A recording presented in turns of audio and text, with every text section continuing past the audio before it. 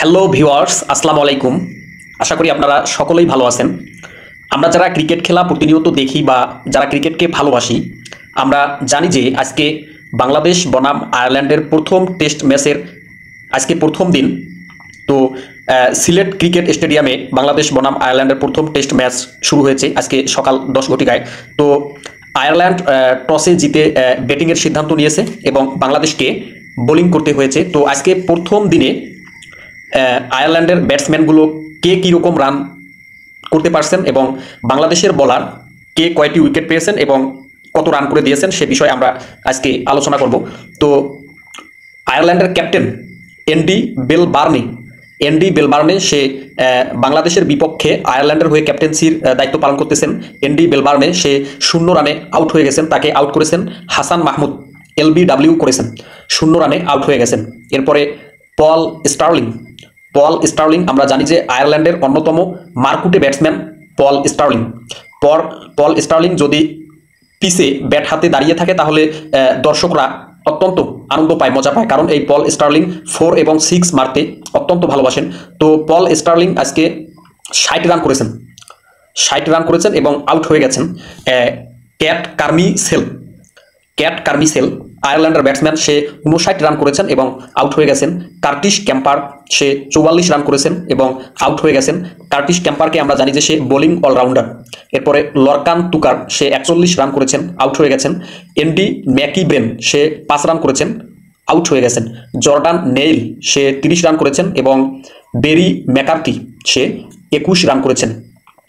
তো আজকে প্রথম দিনে বাংলাদেশ এবং আয়ারল্যান্ডের মধ্যকার প্রথম টেস্টের প্রথম দিনে বাংলাদেশের বোলাররা কে কত উইকেট পেয়েছে এবং কত ওভার করেছে, কত রান করে দিয়েছে।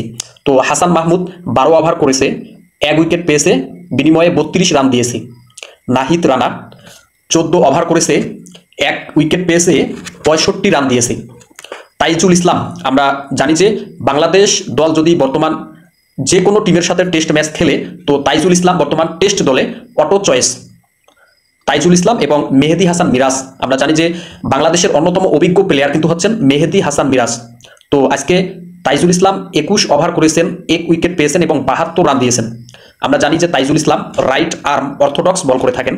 তো হাসান মুরাদ আজকে আয়ারল্যান্ডের বিরুদ্ধে টেস্ট ম্যাচে তার সম্ভবত অভিষেক হয়েছে।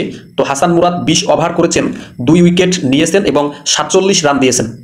এরপরে মেহেদী হাসান মিরাজ, বাংলাদেশের অন্যতম সেরা অলরাউন্ডার এই মিরাজ, যাকে আমরা সাকিবের উত্তরসূরি হিসাবে দেখি। তো এই মেহেদী হাসান মিরাজ অফ স্পিন বলটা সুন্দর করতে পারেন। আজকে আয়ারল্যান্ডের বিরুদ্ধে প্রথম টেস্ট ম্যাচের প্রথম দিনে মেহেদী হাসান মিরাজ দুর্দান্ত বল করেছেন। 23 ওভার করেছেন, 3 উইকেট নিয়েছেন এবং 50 রান দিয়েছেন। আমি মনে করি যে সবার চেয়ে ভালো বল করেছেন মেহেদী হাসান মিরাজ। এজন্যই তাকে বাংলাদেশের সাকিব আল হাসান এর উত্তরসূরি হিসেবে দেখা হয়। তো আমি মনে করি বাংলাদেশের এই প্লেয়ার মেহেদী হাসান মিরাজ অত্যন্ত ভালো প্লেয়ার এবং শুধু বলে না, ব্যাট হাতেও দুর্দান্ত অবদান রাখতে পারেন। এই মেহেদী হাসান মিরাজ অত্যন্ত ভালো অভিজ্ঞতা দিন দিন অর্জন করতেছেন এবং ভালো বোলিং এবং ব্যাটিং করতেছেন।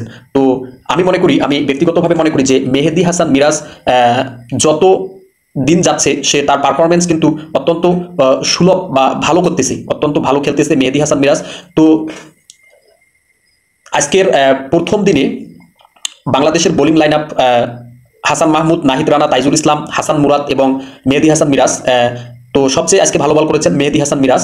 তো বাংলাদেশের এই বলারগুলো কিন্তু আজকে আয়ারল্যান্ডের যে ব্যাটসম্যানগুলো তাদেরকে অল আউট করতে পারেনি। তো সম্ভবত আগামীকাল যখন 10টা বা 10:30 দিকে খেলা শুরু হবে, হয়তোবা ওই সময় 1-1.5 ঘন্টার মধ্যে আয়ারল্যান্ড অল আউট হওয়ার সম্ভাবনা অনেক বেশি, কারণ তাদের 8 অথবা 9টি উইকেট অলরেডি বাংলাদেশ নিয়েছে।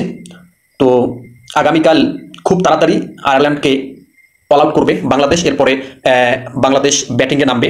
তো দেখা যাক আয়ারল্যান্ড টোটাল কত রানে অল আউট হয় বা বাংলাদেশ তাদেরকে কত রানে অল আউট করতে পারে।